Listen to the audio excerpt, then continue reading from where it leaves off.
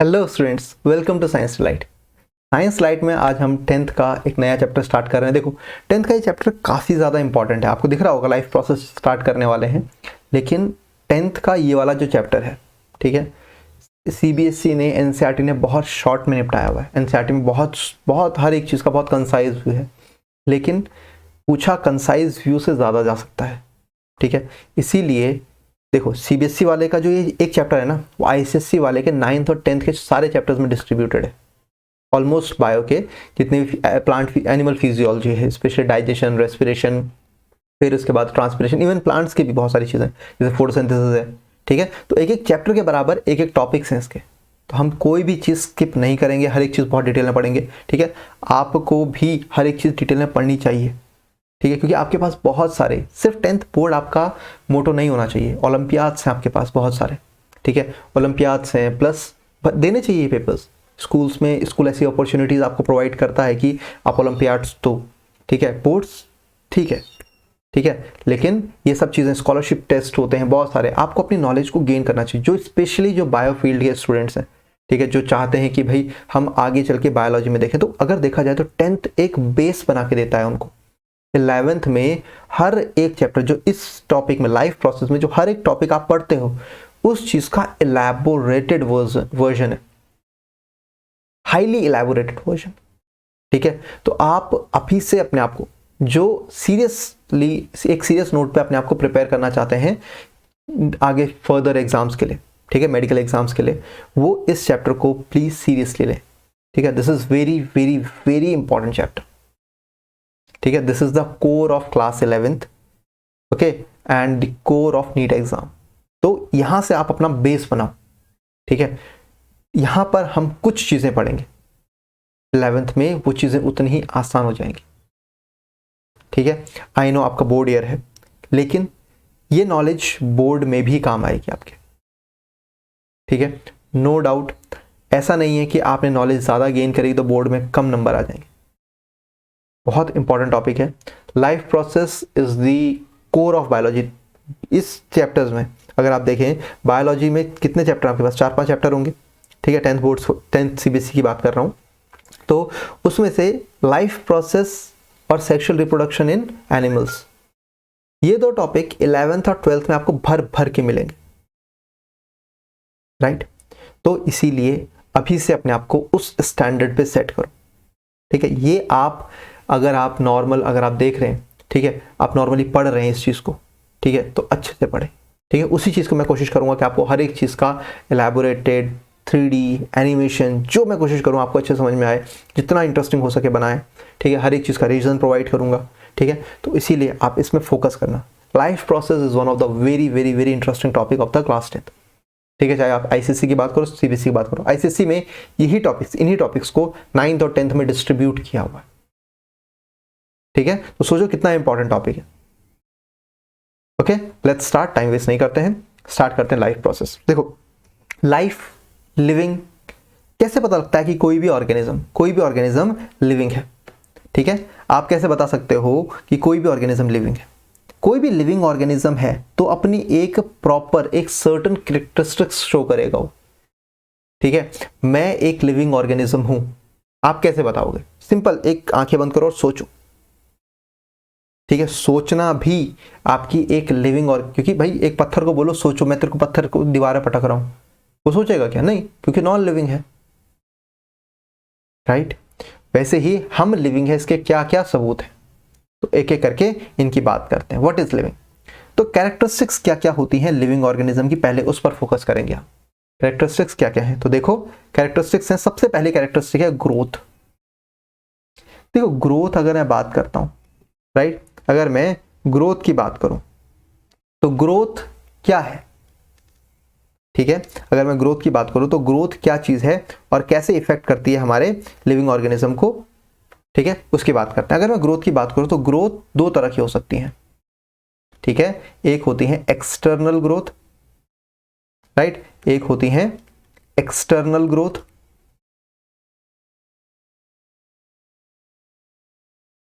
और एक होती है इंटरनल ग्रोथ, ठीक ठीक है। जो इंटरनल ग्रोथ होती है, राइट, जो इंटरनल ग्रोथ होती है वो कैसी होती है, सेल डिवीजन से होती है।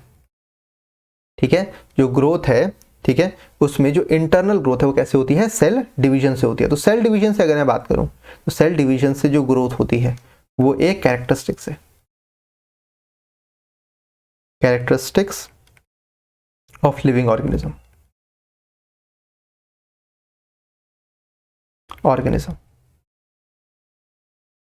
राइट, एक कैरेक्टरिस्टिक्स है लिविंग ऑर्गेनिज्म की। ठीक है, सबसे पहली कैरेक्टरिस्टिक कौन सी, ग्रोथ। अब वो भी अगर सेल डिवीजन से ग्रोथ हो रही है तो इसको मैं बोलूंगा कि सर ये डिफाइनिंग प्रॉपर्टी है। ये क्या है, डिफाइनिंग प्रॉपर्टी है लिविंग ऑर्गेनिज्म की, क्या है, डिफाइनिंग प्रॉपर्टी है। एक्सटर्नल ग्रोथ में आप ऐसे समझ सकते हो, यहां पर deposition of dirt particle, deposition of matter. ठीक है, अब जैसे मान लो एक पत्थर है, उसके ऊपर धूल जमा हो रही है। ठीक है, दिखने में तो बड़ा लग रहा है ना, दिखने में तो बड़ा लग रहा है। जैसे मान लो एक कचरे का ढेर है, उसमें आप डेली कचरा डाल रहे हो, तो धीरे धीरे धीरे धीरे ग्रो कर रहा है, तो इसका मतलब थोड़ी ना कि वो लिविंग ऑर्गेनिज्म है। तो external growth is not the defining property, it is internal growth which is the defining property of a living organism. तो ग्रोथ एक फैक्टर हो गया। नेक्स्ट फैक्टर क्या है, सेल्यूलर ऑर्गेनाइजेशन। सेलुलर ऑर्गेनाइजेशन आपको यहाँ पर दिख रहा है, एक सेल है, फिर सेल से टिश्यूज बने, टिश्यूज से ऑर्गन्स बने, ऑर्गन से ऑर्गन सिस्टम बना, फिर ऑर्गेनिज्म बना। ठीक है, तो आप इस चीज को भी याद रख सकते हो, सेल्युलर ऑर्गेनाइजेशन होती है मतलब सबसे पहले सेल बनते हैं। ठीक है, सेल से क्या बनते हैं, ऑर्गन बनते हैं, सॉरी सेल से क्या बनते हैं, टिश्यू बनते हैं, टिश्यू से क्या बनते हैं, ऑर्गन बनते हैं, और ऑर्गन से क्या बनता है, ऑर्गन सिस्टम बनता है, राइट। ऑर्गन सिस्टम से क्या बनता है, ऑर्गेनिज्म बनता है, राइट। ऑर्गन सिस्टम से क्या बनता है, ऑर्गेनिज्म। तो ये है सेलुलर ऑर्गेनाइजेशन की कहानी कि हर एक ऑर्गेनिज्म जो लिविंग है उसका एक पर्टिकुलर, चाहे सेल फॉर्म में हो चाहे टिश्यूज फॉर्म में हो, एक पर्टिकुलर ऑर्गेनाइजेशन होगा। Next, reproduction. रिप्रोडक्शन का अगर मैं बात करूं, रिप्रोडक्शन की डेफिनेशन क्या दूंगा मैं, रिप्रोडक्शन की डेफिनेशन होगी ability of an organism to produce species of its own kind. अपने ही तरह की स्पीशीज को पैदा करने की एबिलिटी क्या कहलाती है, रिप्रोडक्शन कहलाती है। Is that clear? Reproduction is the ability of an organism to produce the species of its own kind. अब रिप्रोडक्शन की हम बाद में बात करेंगे कि भाई दो टाइप का होता है, सेक्सुअल, एसेक्सुअल। एसेक्सुअल भी आपका वेजिटेटिव भी आ जाता है उसमें, फिर सेक्सुअल में भी बहुत टाइप से आ सकते हैं। तो रिप्रोडक्शन एक तरीका होता है अपनी प्रोजेनी को बढ़ाने का, ये भी एक कैरेक्टरिस्टिक है। लेकिन क्या ये डिफाइनिंग प्रॉपर्टी हो सकती है? मैं बोलूँगा नहीं सर, डिफाइनिंग प्रॉपर्टी नहीं है, क्योंकि बहुत सारे ऐसे ऑर्गेनिजम्स हैं जो रिप्रोड्यूस नहीं कर सकते। बोले सर ऐसे कौन से ऑर्गेनिज्म है जो रिप्रोड्यूस नहीं कर सकते? ठीक है, आपने सुना होगा एक टर्म आती है म्यूल। ठीक है, mule, mule is a hybrid of donkey and horse. ठीक है, खच्चर बोलते हैं ना उसको। तो they are they do not have the ability to reproduce, or you can say they do not have the ability to produce the organism। ठीक है, आप बच्चे पैदा नहीं कर सकते हो। ठीक है, ऐसे बहुत सारे ऑर्गेनिजम्स हैं, right. Next, consciousness. Yes, consciousness क्या होती है? कॉन्शियसनेस का एक सिंपल सी चीज है, आप कोई भी चीज देख रहे हो, आपको वो अच्छी लगती है, बुरी लगती है, आपने गर्म केतली पे हाथ मार दिया, जब गर्म पैन को छू लिया तो हाथ आपने पीछे हटाया, कॉन्शियसनेस। पत्थर को रख दो आग के ऊपर, क्या वो चिल्लाता है? नहीं। आपको रखोगे तो दिक्कत होगी ना, कॉन्शियसनेस। ठीक है, घर से निकलने से पहले कपड़े थोड़ा सा ढंग से देख लिए, कॉन्शियसनेस। ठीक है, लेकिन अब कुछ कॉन्शियसनेस एक होती है, consciousness is you can say is the phenomena by which any organism, any living organism response, shows some response towards its stimulus। कुछ टर्म्स मैं आपके सामने बोल रहा हूं। ठीक है, मैंने आपको कॉन्शियसनेस बोली, तो एबिलिटी टू शो रेस्पॉन्स, ये हो गया ability to show response. Okay, इसमें लिखा नहीं जा रहा, जी सही हो रहा है। ठीक है, एबिलिटी टू शो रेस्पॉन्स और towards stimulus. Stimulus is sudden change in environmental condition. Sudden change means ठंडी लग रही है तो आपके गूज़बम्प्स अपने आप निकलते हैं ना। ठीक, गर्मी लगती है पसीना निकलता है। आप सोचते थोड़े ना कि पसीना निकालना है, अपने आप निकलता है। ठीक है, डर लगता है तो कांपना शुरू हो जाते हो या घबराना शुरू हो जाते हो। तो ये सारी चीज़ें कॉन्शियसनेस है। ठीक है, गर्म चीज़ को पकड़ लिया, अपना हाथ निकाल दिया, ये तो कॉन्शियसनेस है। हर एक लिविंग ऑर्गेनिज्म शो करता है, हर एक लिविंग ऑर्गेनिज्म। एक होती है सेल्फ कॉन्शियसनेस, जो मैं आप बात कर रहा हूँ सेल्फ कॉन्शियसनेस की। सेल्फ कॉन्शियसनेस मतलब जैसे कि हम हैं ह्यूमंस, हम जब भी घर से बाहर निकलते हैं थोड़ा सा अपने आप को देखते हैं कि ठीक लग रहा हूँ कि नहीं लग रहा हूँ, बाल बने कि नहीं बने। क्यों? क्योंकि we are aware of our self, कि हमें कैसे रहना चाहिए। We are civilised, social. ठीक है, दिस सोशलिटी और सिविलाइजेशन इज सेल्फ कॉन्शियसनेस। ठीक है, ability to think about your self. लेकिन बाकी ऑर्गेनिज्म जैसे गाय को देख लो, ठीक है, गाय ऐसे देखती है कि यार अभी ये मेरे को बाहर निकालने वाला है, थोड़ा सा बाल बना देती हूँ, नहीं। ठीक है, गोबर में बैठी रहती है, गोबर में पड़ी रहती है, नहीं। ठीक है, तो बहुत सारे ऑर्गेनिजम्स ऐसे हैं कि जिनमें कॉन्शियसनेस, लिविंग ऑर्गेनिज्म की डिफाइनिंग प्रॉपर्टी है कॉन्शियसनेस। बट इवन एक अमीबा भी जो होता है वो कॉन्शियसनेस शो करता है। उसके आसपास अगर फूड दिखा उससे तो फूड वैक्यूल बनाता है, आगे हम बात करेंगे उसकी, खाना खाता है। ठीक है, तो consciousness is the defining property. एक प्रॉपर्टी छूट गई इसमें। ठीक है, इसमें एक प्रॉपर्टी है मेटाबॉलिज्म। एक एक करके इनकी बात कर लेते हैं। सबसे पहले हमने बात की थी किसकी? ग्रोथ की। ओके, मैं यहां पर इसको अच्छे से लिख देता हूं, आपको भी सही लगेगा वो चीज। ठीक है, एक एक चीज की आप भी नोट्स बनाते रहना उस चीज में। ठीक है, मैं भी आपको हेल्प करता हूं इसमें। ठीक है, right, wait.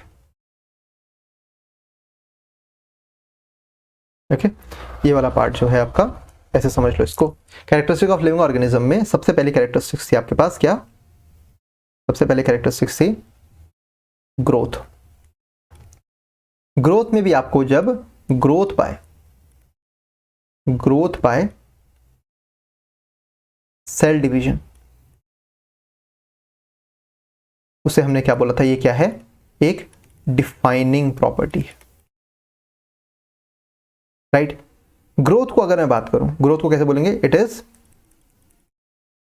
N irreversible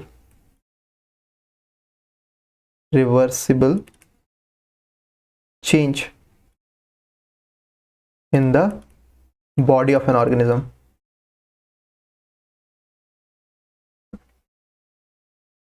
right, growth दो तरह की बताई थी, एक्सटर्नल और इंटरनल। तो इंटरनल ग्रोथ जो होती है वो सेल डिवीजन की वजह से होती है। सेकेंड बताया था आपके पास, that is cellular organization. Cellular organization, ठीक है, कि ऑर्गेनाइजेशन, सेल्यूलर ऑर्गेनाइजेशन मतलब क्या हुआ कि all organisms are made up of cells and its aggregates। Aggregates का मतलब होता है, आप ऐसे बोल दो कि सेल है, सेल आपस में जुड़े, group of cells, group of tissues organ बनाते हैं, ग्रुप ऑफ ऑर्गन सिस्टम बनाते हैं, और ग्रुप ऑफ ऑर्गन सिस्टम जो होता है वो ऑर्गेनिज्म बनाते हैं, राइट। फिर तीसरी हमने बात की थी रिप्रोडक्शन। रिप्रोडक्शन की अगर मैं बात करता हूं तो रिप्रोडक्शन की अगर मैं बात करूं तो रिप्रोडक्शन क्या होता है? आपको ability to produce organism of its own type, अपने ही तरह के ऑर्गेनिज्म प्रोड्यूस करना। लेकिन ये नॉट अ डिफाइनिंग प्रॉपर्टी,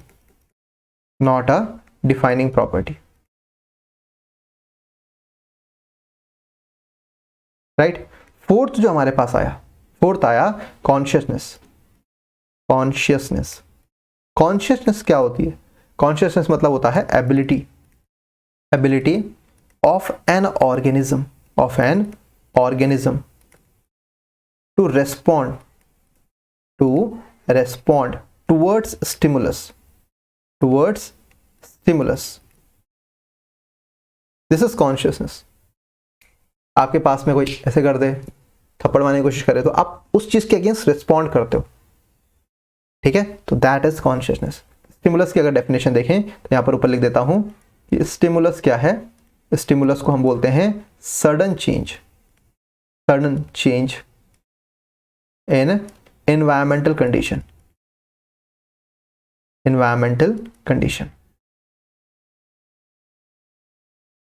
ठीक है, एक सडन चेंज एनवायरमेंटल कंडीशन में, एक सडन चेंज क्या कहलाता है? स्टिमुलस कहलाता है। Next fifth and the most important, that is metabolism. Metabolism क्या हुआ? हमारी बॉडी में होने वाले जितने भी केमिकल रिएक्शंस हैं, all the chemical reaction which takes place inside the body of a living organism is termed as metabolism. Respiration, photosynthesis, transpiration, digestion, फिर उसके बाद आपके पास सर्कुलेशन, एक्सक्रीशन, सब एक तरह की केमिकल रिएक्शन चल रही होती हैं ब्रेन में, जो नर्वस सिस्टम होता है आपका। ठीक है, न्यूरॉन्स बम्बार्ड हो रहे हैं। ठीक है, कुछ भी साइनैप्स, कुछ भी आपके पास जो हो रहा है, जो भी चीज़ें आपके पास हो रही हैं, आपकी बॉडी में हो रही हैं, किसी भी सेल की बॉडी में हो रही है, ठीक है, उसे हम बोलेंगे मेटाबॉलिज्म। तो हम बोलेंगे कि all the chemical reaction, all chemical reaction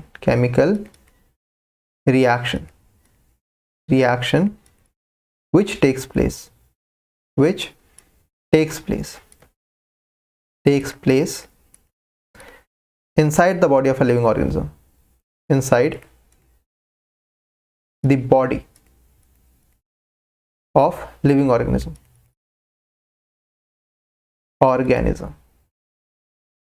ठीक है, living organism. Is that clear? Next, ये तो हो गया हमारे पास। अब न्यूट्रिशन की बात अभी हम बाद में करते हैं। मेटाबॉलिज्म, जो मेटाबॉलिज्म है ये दो तरह का होता है। एक होता है कैटाबॉलिज्म, एक होता है एनाबॉलिज्म। कैटाबॉलिज्म का मतलब बेसिकली टूटना होता है, कोई भी केमिकल रिएक्शन जिसमें एक रिएक्टेंट टूट के प्रोडक्ट का फॉर्मेशन कर रहा है। ठीक है, तो ये जनरली किससे बिलोंग करता है? ब्रेक डाउन से। और एनाबॉलिज्म क्या होता है? ये फॉर्मेशन में डील करता है। ठीक है, ये फॉर्मेशन शो करता है। मतलब ब्रेकडाउन में क्या हो रहा है? एक ऑर्गेनिज्म के अंदर जो कंपोनेंट है, जो सबस्ट्रेट है, वो टूटकर बी और सी बना रहा है। और इसमें क्या हो रहा है कि बी और सी आपस में मिलकर क्या बना रहे हैं? ए बना रहे हैं। बस समझ में आई बात? ठीक है, तो फॉर्मेशन होता है एनाबॉलिज्म में, टूटना होता है कैटाबॉलिज्म में। ठीक है, इसके एग्जाम्पल अगर मैं बात करता हूं तो एग्जाम्पल आप दे सकते हो कि जो रेस्पिरेशन की प्रोसेस होती है वो कैटाबॉलिज्म होता है, और जो फोटोसिंथेसिस की प्रोसेस होती है, वो क्या होती है? वो एनाबॉलिज्म होती है। वो क्या होती है? एनाबॉलिज्म होती है। ठीक है, क्योंकि रेस्पिरेशन में हमारी बॉडी में जो ग्लूकोज होता है वो टूट के कार्बन डाइऑक्साइड और वाटर में रिमूव होता है। लेकिन फोटोसिंथेसिस में इनऑर्गेनिक कंपाउंड जैसे कि कार्बन डाइऑक्साइड, वाटर मॉलिक्यूल, ये आपस में मिलके ग्लूकोज का फॉर्मेशन करते हैं ना। तो ये है आपके पास एनाबॉलिज्म और कैटाबॉलिज्म। ठीक है, सी कितना आप बोल सकते हो ना, कितना हाईली एडवांस है नेचर। ठीक है, आप अभी तक कोई भी इनऑर्गेनिक कंपोनेंट से ऑर्गेनिक कंपोनेंट नहीं बना पाए, लेकिन नेचर एक सालों करोड़ों सालों से करते हुए आ रहा है। एक कार्बन डाइऑक्साइड क्या है? इनऑर्गेनिक। मैं आपको बोलूं कार्बन डाइऑक्साइड मैंने आपको दी, एक बोतल में पानी दे दिया, बनाओ इससे ग्लूकोज और रहो अपने, पॉसिबल नहीं है अभी। ठीक है, अब प्लांट वो एक दिन में करता है, कुछ घंटों में या कुछ मिनट्स में। राइट? तो see how beautiful is the nature, how advance is the nature. Right? अब न्यूट्रिशन की बात करते हैं। हमारी बात यहां पर शुरू हो रही थी, न्यूट्रिशन क्या होता है? न्यूट्रिशन क्या? एक ऐसा प्रोसेस, एक ऐसा फिनोमिना जिसमें कोई भी ऑर्गेनिज्म खाना खाता है, वो खाने से वो एनर्जी गेन करता है और अपनी डे टू डे एक्टिविटीज कर रहा होता है। It is the phenomena by which an organism intakes nutrients to gain energy for doing its regular activities. This phenomena is known as nutrition. Okay, तो nutrition की जरूरत क्या है? What is the need of nutrition? मैंने अभी आपको बता दिया आंसर, ठीक है। We have to grow, we have to metabolise, we have to reproduce, we have to do our day to day life activities, ठीक है। कोई भाग रहा है, कोई दौड़ रहा है, कोई ग्रो हो रहा है, सिंपल सी बात है। कोई चल रहा है, कोई काम कर रहा है। When I am speaking to you, जब मैं आपसे बात कर रहा हूँ, this also needs sometimes some forces और सम एनर्जी, ठीक है। आप बोलते रहो, थक जाओगे ना एक टाइम में, ठीक है। अगर आप खाना ना खाओ तो आपसे आवाज भी नहीं निकलेगी। मत खाओ 14-15 दिन खाना, आवाज नहीं निकलेगी। क्यों नहीं निकलेगी? क्योंकि एनर्जी नहीं बची, ठीक है। तो need of nutrition is basically, आप ऐसा बोल सकते हो कि न्यूट्रिशन की नीड क्या चीज है, ठीक है। To do day to day activities,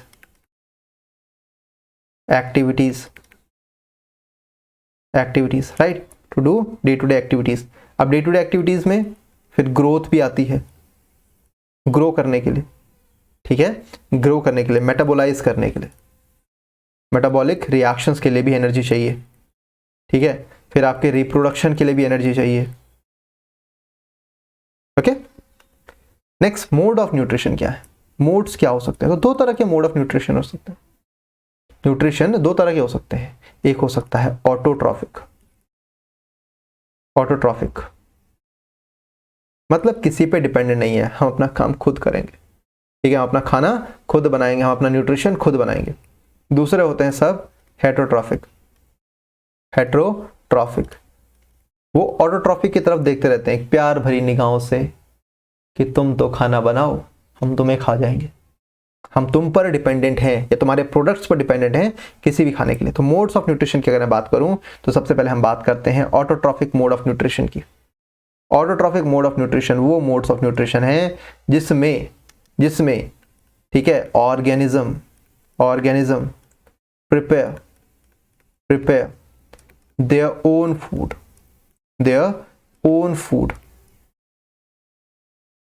organism prepare their own food, ठीक है। अब इसमें ऑटोट्रॉफिक भी दो तरह के होते हैं। कौन कौन से? एक होते हैं फोटोसिंथेटिक, ठीक है। जनरली हम बात करते हैं इनकी, जो ग्रीन प्लांट्स होते हैं जो फोटोसिंथेसिस करें, और दूसरे होते हैं कीमोसिंथेटिक, जो जनरली बैक्टीरियाज होते हैं। बैक्टीरियाज में आपने सुना होगा ग्रीन सल्फर बैक्टीरिया, राइट, ठीक है। तो ये क्या करते हैं अपने बॉडी के अंदर, ठीक है, जो chemical, they gain energy by breaking chemical bonds break होते हैं, एनर्जी रिलीज होते हैं, वो अपने आप को एक्टिवेट करते हैं। तो बॉडी में केमिकल रिएक्शन चलती रहती है, उससे जो एनर्जी रिलीज होती है उसको यूटिलाइज करते हैं। तो दो तरह के हो गए, फोटोसिंथेटिक और कीमोसिंथेटिक, ठीक है। टाइप्स मैंने आपको बता दिया मोड्स ऑफ न्यूट्रिशन में, ठीक है, फोटोसिंथेटिक, कीमोसिंथेटिक। अब हेटरोट्रॉफिक की बात करते हैं। हेटरोट्रॉफिक मतलब बेसिकली मैंने आपको बता ही दिया कि they are dependent on autotrophs for food, मतलब वो अपना खाना खुद नहीं बनाते। They do not have the ability to produce their own food, that's why they are dependent on autotrophs for the food, ठीक है। सिंपल सी चीज है, जैसे कि हम लोग ही हैं, हम लोग बोलते सर नहीं मम्मी तो खाना बनाती है, नहीं बनाती भाई। वो जो आलू आया है, प्याज आया है, लौकी आई है, कोई भी जो भी, ठीक है, इवन जो पिज्जा बर्गर में आपके कॉर्न्स दिख रहे हैं, वो कहाँ से आए? Plant, and the plant are responsible for preparation of each and every kind of food, because they are the only ones which have the ability to process the food, or you can say ability to do photosynthesis। उसी से ही उनको क्या बनता है? Glucose बनता है। Glucose को store करते हैं स्टार्च के फॉर्म में, उनसे उनके फ्रूट्स बनते हैं, उनसे लीव्स बनती हैं, ठीक है। तो बहुत सारी लीव्स भी आप खाते हैं, जैसे स्पिनच हो गया, राई हो गया, ठीक है। फिर फ्रूट्स भी खाते हैं, ठीक है, मैंगो हो गया, एप्पल हो गया, ठीक है, वेजीज भी खाते हैं, बहुत सारी चीज़ें आप खाते हैं, ठीक है। तो we are the organism which are dependent on dependent on plants. अब देखो, क्या कोई प्लांट ऐसा भी है जो डिपेंडेंट होता है ऑर्गेनिज्म में? आपका सबसे पहले नाम आएगा सर पिचर प्लांट। मैं बोलूंगा नहीं बेटा, पिचर प्लांट या Venus fly trap, these plants are photosynthetic in nature. ठीक है, ये गलत एस्टिमेशन मत पाल लेना कि जो पिचर प्लांट होता है वो फोटोसिंथेसिस नहीं कर पाता। नहीं, वो करते हैं। बोलो सर नहीं, हमने तो देखा है, टीवी में भी दिखाता है कि वो एनिमल्स को ट्रैप करता है, खा जाता है। Yes, this is due to the lack of nitrogen element. देखो, नाइट्रोजन एलिमेंट हमारी बॉडी के लिए किसके लिए यूज होता है पता है? हमारे बॉडी में प्रोटीन्स बनाने के लिए बहुत एसेंशियल कंपोनेंट होता है नाइट्रोजन। प्लांट्स में भी सेम वही चीज़ है, नाइट्रोजन चाहिए उन्हें। अब नाइट्रोजन की उन पिचर प्लांट या वीनस फ्लाई ट्रैप के पास इतनी एबिलिटी नहीं होती कि ज़मीन से, मतलब they do not have the ability to absorb nitrogen from the environment. Okay, जैसे कि बाकी प्लांट्स करते हैं, तो ये लोग नहीं कर पाते हैं। तो ये क्या करते हैं, ये ट्रैप करते हैं एनिमल्स को, जो भी इंसेक्ट्स होते हैं या कोई भी ऑर्गेनिज्म है उसको ट्रैप किया, उससे नाइट्रोजन गेन करते हैं। तो दे ओनली बोल सकते हो captures there pray for obtaining nitrogen, that's it. ठीक है, तो हेटरोट्रॉफिक मोड ऑफ न्यूट्रिशन जो डिपेंडेंट हो ऑटोट्रॉफ्स की तरफ। अब ऑटोट्रॉफ्स में जो हेटरोट्रॉफ्स हैं वो भी कितने टाइप के होते हैं? Further they are differentiated into 3 types. एक होते हैं parasitic, parasitic mode of nutrition होता है जिनका। एक होते हैं होलोजोइक, होलोजोइक जिनमें थोड़ा कॉम्प्लेक्स होता है कि वो इनटेक करते हैं, फिर उसको डाइजेस्ट करते हैं, फिर एसिमिलेट करते हैं, फिर इजेस्ट करते हैं। ठीक है, एक होता है सैप्रोफिटिक, सैप्रोफिटिक। ठीक है, बचपन से पढ़ते हुए आ रहे हैं, इसमें हम ज्यादा डिटेल में बात नहीं कर सकते क्योंकि नीड नहीं है उस चीज की। पैरासिटिक क्या है? They are dependent on living host, living organism by capturing their prey. Parasitic है। पैरासिटिक ऑर्गेनिज्म में आपके पास मच्छर आ गया, पैरासाइट होता है। ठीक है, एक मच्छर के बारे में एक बहुत इंपॉर्टेंट चीज़ आपको याद रखनी है कि मच्छर में जो खून चूसने वाली ऑर्गेनिज्म होती है वो होती है फीमेल एनाफिलिस, मेल नहीं चूसते खून। अब फीमेल एनाफिलिस को भी मजबूरी है भाई, क्योंकि उसके अंदर जो अंडे होते हैं, ठीक है, जिसके अंदर जो अंडे होते हैं उनको नरिशमेंट करने के लिए आपका खून चाहिए होता है, इस वजह से। तो वो एक तरह की पैरासाइट है, एक्टो पैरासाइट है। एक्टो मतलब हमारी बॉडी के बाहर से खून चूस के उड़ जाती है। दूसरा लीच, लीच आपने देखिए, जोंक बोलते हैं उसको। ठीक है, वो बॉडी में रहेगी, आगे एनिमेशन भी है उसका, वो भी एक्टो पैरासाइट है आपकी बॉडी से। लेकिन बहुत सारे ऑर्गेनिज्म में से, ठीक है, एक होता है टेप वॉर्म, वो एंडो पैरासाइट है, हमारे स्मॉल इंटेस्टाइन में रहता है, वहां से नरिशमेंट गेन करता है। ठीक है, बहुत सारे जितने भी बैक्टीरियाज होते हैं, पैरासाइट्स होते हैं, बॉडी के अंदर होते हैं जो आपको बीमार करते हैं आपको। ठीक है, अब सैप्रोफाइट क्या हुआ? सैप्रोफाइट की अगर मैं बात करता हूँ, सैप्रोफाइट जनरली किस पे? डेड एंड डीकेइंग ऑर्गेनिज्म पे रहता है, ऑर्गेनिज्म पे। तो those organism which are dependent on dead and decaying organism for food are saprophytic organism. उनको हम क्या बोलते हैं? सैप्रोफिटिक ऑर्गेनिज्म बोलते हैं। अब सैप्रोफिटिक ऑर्गेनिज्म में एग्जांपल मशरूम्स हो गए आपके पास, ठीक है, एगैरिकस जो होता है। अब होलोजोइक मोड ऑफ न्यूट्रिशन, इसमें क्या होता है? एक कॉम्प्लेक्स प्रोसेस होती है, कॉम्प्लेक्स प्रोसेस जिसमें क्या होता है? सीरीज ऑफ स्टेप्स होते हैं, of steps for digestion of food, digestion of food.